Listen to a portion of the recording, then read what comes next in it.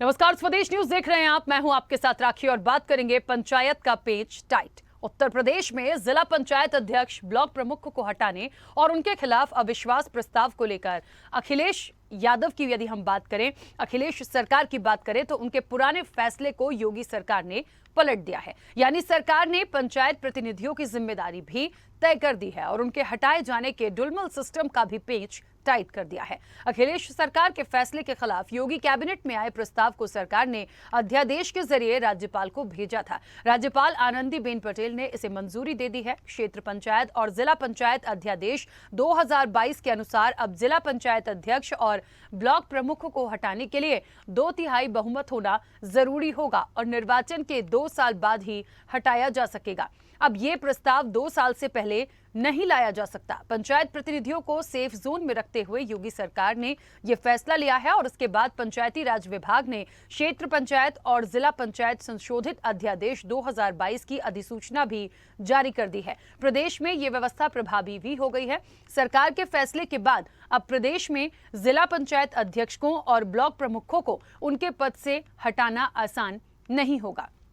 अभी तक की यदि बात करें तो यूपी में जिला पंचायत अध्यक्षों और ब्लॉक प्रमुखों के खिलाफ अविश्वास प्रस्ताव लाने की न तो कोई समय सीमा थी और न ही संख्या बल की स्थिति स्पष्ट थी और इसी वजह से मनमाने तरीके से अविश्वास प्रस्ताव लाया जाता था। आमतौर पर प्रदेश में सरकार बदलने के साथ ये काम शुरू हो जाता था। इस तरह ज्यादातर जिला पंचायत अध्यक्षों और ब्लॉक प्रमुखों के खिलाफ अविश्वास प्रस्ताव लाकर उन्हें पद से हटा दिया जाता था। सरकार का कहना है कि इस सिस्टम से विकास कार्य भी प्रभावित होते थे। वहीं योगी सरकार के इस अहम फैसले को 2024 के लोकसभा चुनाव को लेकर भी देखा जा रहा है। माना जा रहा है कि सरकार के इस निर्णय से ग्रामीण क्षेत्रों को एक बड़ा वोट बैंक जो है वो मौजूदा सरकार के पक्ष में होगा। वहीं सवाल ये भी है कि इन 2 सालों में अयोग्य और भ्रष्टाचार जैसे मामलों में लिप्त पंचायत प्रतिनिधियों के खिलाफ अब विपक्ष अपनी आवाज कैसे मुखर करेगा। क्या सरकार के इस फैसले से भ्रष्टाचारी पंचायत प्रतिनिधियों को ताकत मिलेगी? इसी मुद्दे पर हम आज चर्चा भी करेंगे कि पंचायत का पेच टाइट में।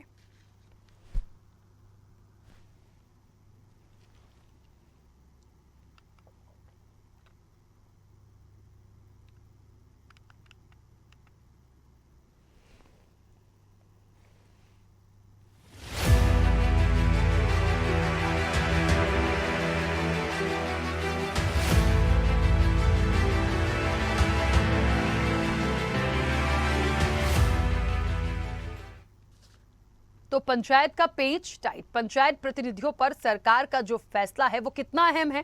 योगी सरकार में सेफ जोन में पंचायत प्रतिनिधि क्या वाकई है? क्या मिशन 2024 की तैयारी का हिस्सा है ये फैसला और इस फैसले से भ्रष्टाचारियों को क्या ताकत मिलेगी? विस्तार से इस चर्चा को आगे बढ़ाऊंगी। मेहमान हमारे साथ जुड़े हैं। सबसे पहले आपका परिचय करा दूं। भारतीय जनता पार्टी का पक्ष रखने के लिए उत्तर प्रदेश से राजीव मिश्रा हमारे साथ जुड़े हैं। राजीव जी, बहुत स्वागत चर्चा में जुड़ने के लिए। सपा का पक्ष रखने के लिए अकमल इमाम जी हमारे साथ जुड़े हैं। अकमल इमाम जी, आपका भी बहुत स्वागत है। और यूपी से हमारे एडिटर अकील सिद्दीकी जी हमारे साथ जुड़े हैं। अकील जी, आपका भी बहुत स्वागत है। मैं चर्चा की शुरुआत सबसे पहले अकील जी आपसे ही करना चाहती हूं कि ये जो चीजें बहुत क्लियर की गई हैं या इसको लागू भी कर दिया गया है, कितना प्रभाव पड़ेगा? ये जो कुछ बातें आ रही हैं, सवाल आ रहे हैं कि क्या वाकई 2024 की तैयारी का हिस्सा है या जो पुराने भ्रष्टाचार में लिप्त थे जो पंचायत प्रतिनिधि, क्या उनको ताकत मिल जाएगी? और सबसे बड़ी बात जो ये फैसला आया है इसको कितना अहम माना जाए, किस तरह से बदलाव देखने को मिलेगा? राखी जी, देखिए, निश्चित तौर पे बदलाव इसलिए देखने को मिलेगा कि होता यह है कि चाहे वो विधानसभा का चुनाव हो, चाहे लोकसभा का चुनाव हो, या कोई छोटा चुनाव हो या बड़ा चुनाव हो, पूरी तरीके से जो प्रभाव डालता है वो जिला पंचायत अध्यक्ष, जिला पंचायत सदस्य, ब्लॉक प्रमुख, बीडीसी प्रधान, यानी जो ये दोनों विभाग जो है अगर देखा जाए, चाहे वो ब्लॉक प्रमुख का चेयर हो या जिला पंचायत अध्यक्ष की, इनके अंदर में सारे आते हैं विधायक, जो प्रधान होते हैं, बीडीसी होते हैं, सदस्य होते हैं। तो कभी भी कोई चुनाव होता है, बड़ा विधानसभा का चुनाव अगर हम उठा के देखें तो सबसे ज्यादा वोटिंग जो प्रत्याशी होता है वो फोकस करता है प्रधानों पर। ग्राम सभा के जो प्रधान होते हैं, क्योंकि उनके पास एरिया बड़ा होता है और वोट बैंक होता है, तो हर विधायक ये चाहता है कि कितने मजवे के, कितने गांव, ग्राम सभा के कितने गांव के प्रधान उनके पास है, कितने बीडीसी है। तो सबसे पहले अगर वो मैनेज करते हैं तो जिला पंचायत अध्यक्ष को मैनेज करते हैं कि वो जिला पंचायत सदस्य को मैनेज कर लें, ब्लॉक प्रमुख को मैनेज किया जाता है कि वो बीडीसी और सदस्य को मैनेज कर ले। इससे आसानी होती है एक बड़ा चुनाव जीतने का। कहीं ना कहीं ग्राम सभा, क्योंकि शहर तो छोटा होता है, जो उसे कटा हुआ गांव शहर होता है, वो मजबा जो होता है उसमें कई सीटें, कई प्रधान आते हैं, तो सबसे ज्यादा विकास कार्य भी जिला पंचायत अध्यक्ष या ब्लॉक प्रमुख ही करता है, जो गांव शहर में करता है। शहर को अगर छोड़ दिया जाए तो शहर ज्यादा से ज्यादा इधर से 7 किलोमीटर स्टार्ट होगा, 7 किलोमीटर पे खत्म, इधर से पश्चिम से स्टार्ट होगा तो पूरब पे खत्म। तो निश्चित तौर पे जो प्रभाव होता है, लोकसभा का चुनाव उठा के देखें, अगर एक जिले की बात करें तो एक जिले में जो जिला पंचायत अध्यक्ष होते हैं, एक जिले का एक जिला पंचायत अध्यक्ष हुआ, और ब्लॉक प्रमुख जो होते हैं तो एक जिले में कहीं ना कहीं 7 होते हैं, कोई 8 होते हैं, कहीं 5 होते हैं कम से कम। तो जितने ब्लॉक प्रमुख होते हैं वो जो मैनेज करते हैं, उससे उनको एक आसानी प्रत्याशी को हो जाती है। कहीं ना कहीं उससे आसान ये होता है कि प्रधान मैनेज हो गया तो अब वो प्रधान की जिम्मेदारी की गांव-गांव कैसे जाना है, किसके घर से कहां से वोट ला के वो डलवाना है। कोई विधायक प्रत्याशी या लोकसभा का सांसद प्रत्याशी वो जाकर नहीं वोट निकाल पाएगा, क्योंकि चुनाव बड़ा है। तो ऐसे में उसे पूरा जिला कवर करना है। लोकसभा की सीट में एक जिले के साथ साथ दूसरे जिले का भी हिस्सा आ जाता है। तो ऐसे में उन्हीं सभी पर प्रभाव डालने के लिए कहीं ना कहीं होता है कि जब जिला पंचायत अध्यक्ष या ब्लॉक प्रमुख अविश्वास प्रस्ताव अगर पास हो जाते हैं तो निश्चित तौर पे आने वाले चुनाव पे बड़ा फर्क पड़ता है। और इसमें कहीं ना कहीं चाहे वो विपक्ष हो चाहे सत्ता पक्ष हो, दोनों का फायदा और नुकसान होता है। तो ऐसे में जो फैसला उठा लिया गया है, फैसला इसलिए लिया गया है कि 2 साल कम से कम कोई जिला पंचायत अध्यक्ष या बीडी या ब्लॉक प्रमुख जीत के आता है तो कहीं ना कहीं 2 साल तक तो वो काम करे, किसी भी दल का हो, किसी भी पार्टी का हो या निर्दलीय हो। इस पर सरकार ने ये फैसला लिया है कि कम से कम जो सरकार की योजनाएं हैं वो धरातल पर उतरे और 2 साल तक कम से कम कर सके। बीच में अगर ये अविश्वास प्रस्ताव कोई लाता है तो कहीं ना कहीं हानि होती है केंद्र की योजनाओं को लेकर और राज्य सरकार की योजनाओं को लेकर। लेकिन विपक्ष ने यहाँ अखिलेश यादव को अगर बात करें, समाजवादी पार्टी की या अन्य दलों की बात करें, उनका ये रुख रहा है कहीं ना कहीं 2024 का चुनाव आ रहा है, ऐसे में 2 साल को लेकर कहीं ना कहीं अपने आप को मजबूत करना कि जब जिला पंचायत अध्यक्ष और ब्लॉक प्रमुख बना रहेगा तो कहीं ना कहीं वो वोट बैंक, वो प्रधान पर प्रभाव डालेगा, जिला पंचायत सदस्य पर प्रभाव डालेगा, उसका फायदा होगा। तो ये विपक्ष का सोचना जायज भी है निश्चित तौर पर। अब ये सरकार साफ करेगी कि कैसे इसको ये क्यों लागू किया गया है, इसका फायदा नुकसान क्या होगा, ये सरकार का काम है। बिल्कुल ठीक है, और इसका जवाब हम राजीव जी से लेंगे। राजीव जी मिश्रा जी, मुझे लगता है ये जो एक चीज की गई है और इम्प्लीमेंट भी करा दी गई है, लागू भी हो गया है, सब जगह से अनुमति हो गई है, इसको करने का क्या मकसद था? हालांकि अखिल जी ने बहुत क्लियर किया है, लेकिन ये एक बात कहीं ना कहीं समझ में आ रही है कि जिसकी सरकार होगी उसको बहुत ज्यादा इसका फायदा मिल जाएगा। इसको कैसे किया है और कैसे आगे करेंगे?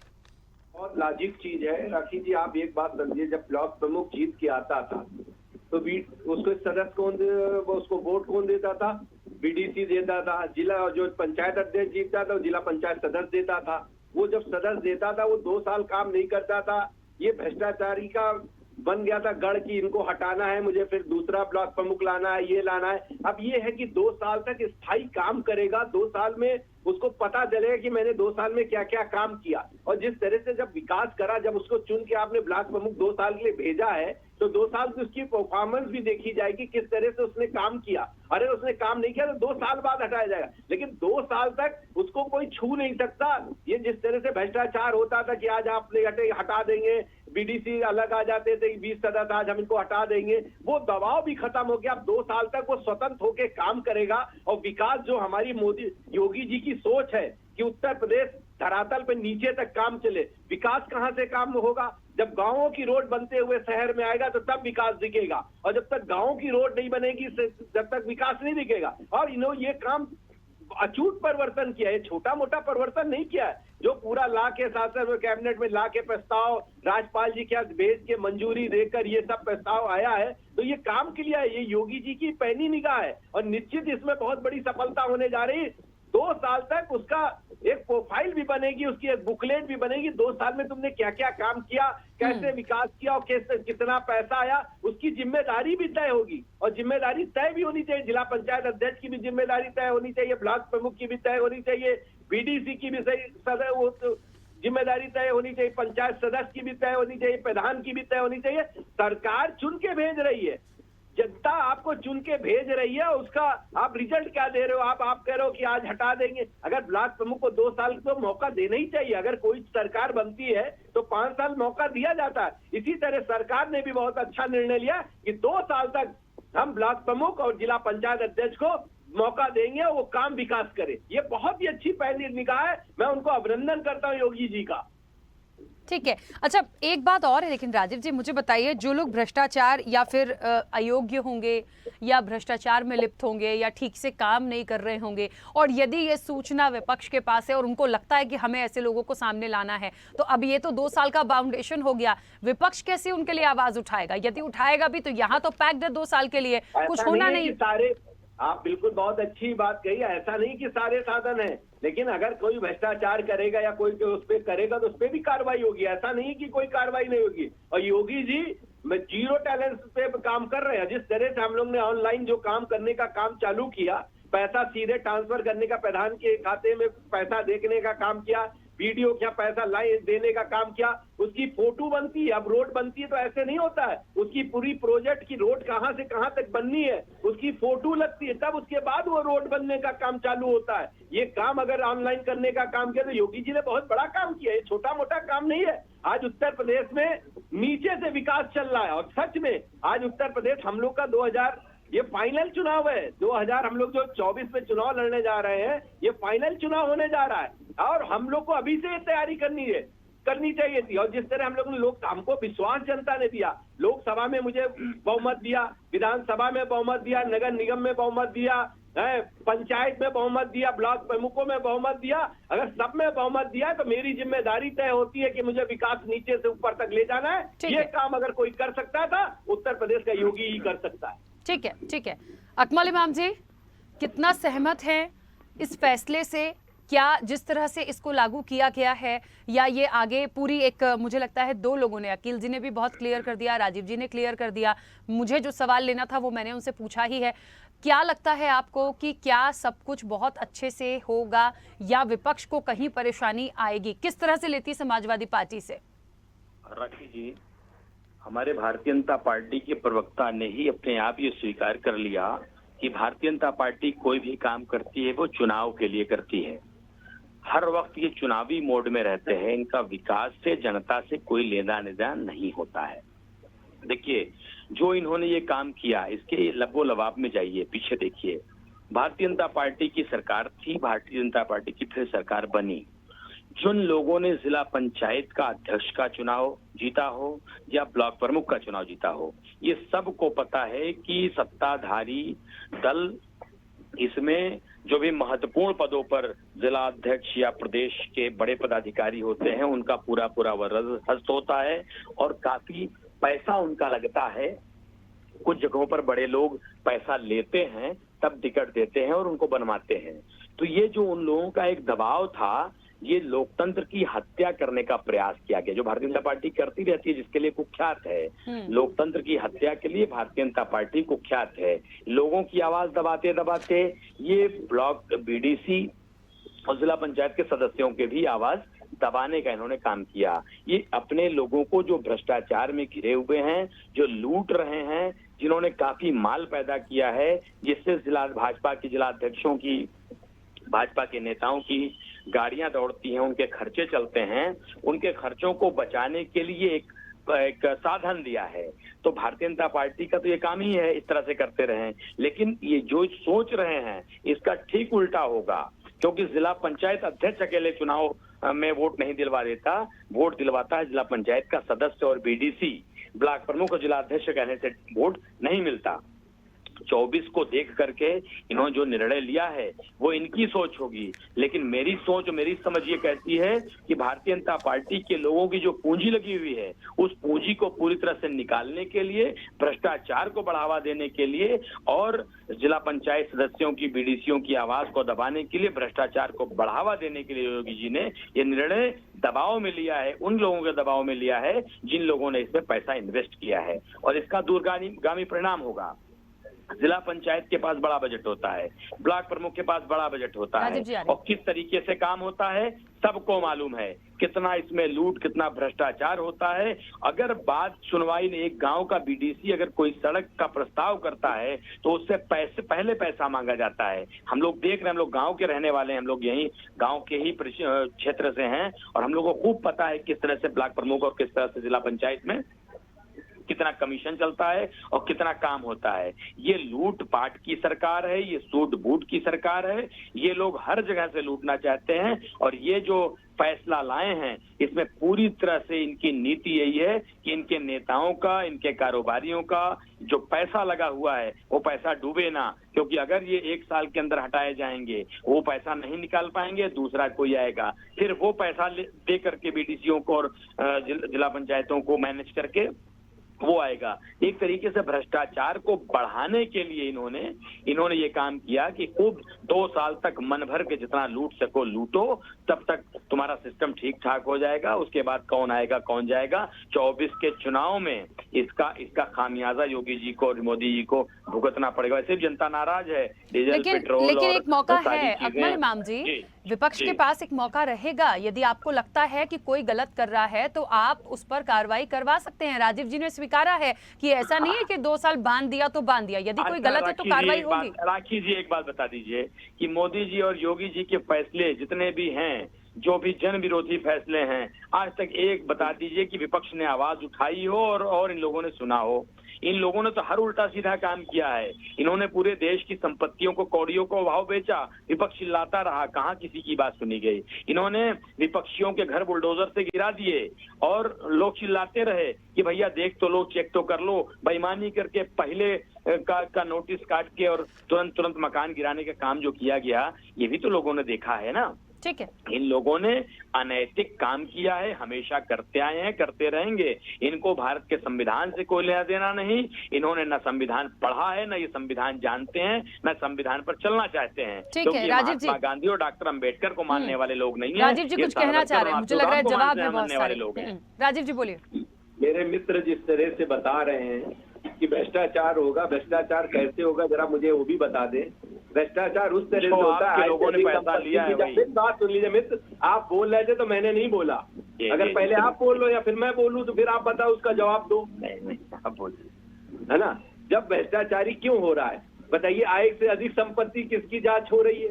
आय से अधिक संपत्ति किसके पास है? आप ही देखो ना, किसने भ्रष्टाचार किया उत्तर प्रदेश में? अगर जांच की संपत्ति किसकी हो रही है जांच, किसने जमीनों के बोलबाला किया? मैं तो कहता हूं, मैंने एक चुनरिया पहना के भेजा था 2017 में, 2022 में अगर हम चुनरिया सफेद थी तभी हमको 2022 में वोट फिर से मिले, योगी जी की बदौलत मिले। शासन मजबूत था। अगर तुम भ्रष्टाचारी करोगे, तुम कापी नकल कराओगे, तुम वहाँ पे गुंडागर्दी करोगे, तो यहाँ शासन ऐसा नहीं है। योगी जी का शासन है, यह अनुशासन का शासन है। यहाँ भ्रष्टाचारी नहीं होने देगा। और मैं तो एक योगी जी का बधाई देता हूँ, अभिनंदन देता हूँ कि एक ईमानदार मुख्यमंत्री मिला है। बस बाल ऐसा अपने आप धोती पहनता और कुर्ता पहन के चल देता, ना कोई उसमें, लेकिन ऐसा ईमानदार। आप बताओ ना, मैंने चुनरिया, मैं पूछ तो रहा हूँ, मेरे विपक्ष बैठे हैं मेरे मित्र, 2017 से 2022 के बीच में बताओ ना कौन मंत्री भ्रष्टाचार हुआ? भाई देखिए, राखी जी, आपने कहा कि किसकी जांच हो रही है और किसकी संपत्तियां निकल रही हैं। आप जांच ही विपक्ष की करा रहे हो तो निकलेगी किसकी? आप तो भ्रष्टाचारियों को सत्ता में बैठा हुए हैं। पहले बात सुनिए, पहले आप बात सुनिए, जांच निकाल के दिखाते। हमारी भी सरकार थी, कल्याण सिंह की भी सरकार थी, माननीय राजनाथ सिंह की भी सरकार थी, राम प्रकाश गुप्ता की भी सरकार थी। बात तो सुनिए मित्र, आपने जिस तरह से भ्रष्टाचार किया, जमीनों में भ्रष्टाचार किया, कहाँ नहीं किया? आज लग रहा है कि उत्तर प्रदेश विकास क्यों जा रहा है? सरकार जाने दो, राफेल से लेकर के बीएसएनएल तक की जांच होगी, रेल बेचने से लेकर भेड़ बेचने तक की जांच होगी। आप क्यों परेशान हो? योगी मोदी सब जेल में होंगे, परेशान नहीं होना। सरकार तो जाने दो, रेल से लेकर भेल तक की जांच होगी, बीएसएनएल की जांच होगी, कैसे बर्बाद हुआ।